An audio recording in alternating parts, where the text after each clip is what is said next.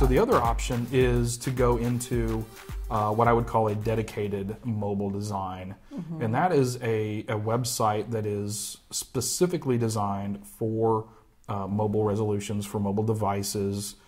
It is a different set of code from your full-blown website. So on this one, on a responsive design, same set of code. Yeah. You're adding some stuff to it so that it will respond.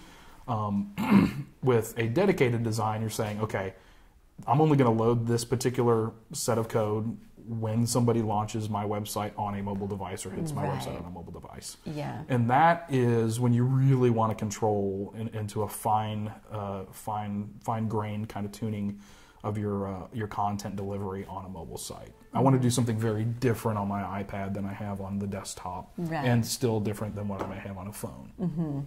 So why don't we go and take a look at another good example. Yep. Oh, here and we go. and we're going to look at the ESPN site. They've got a really nice looking mobile site.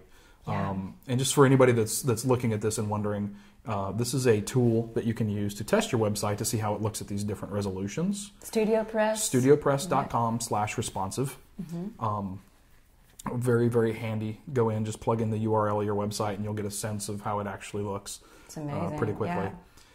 So here you can see in the different resolutions that, so we can kind of point to, you can see here we've got, on this particular resolution, we've got our drop-down menus that we can go to and navigate around the site for all the things that we're looking for, as opposed to a more traditional type of navigation that you would see on a full-blown site. And in a lot of cases, they'll actually deliver slightly different content, or different amounts of content.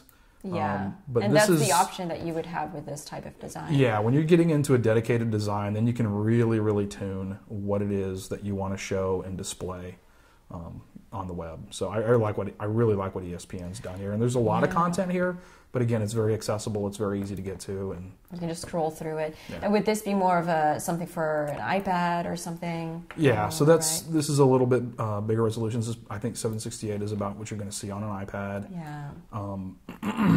So again, layouts are different. Now they may be responding in this one.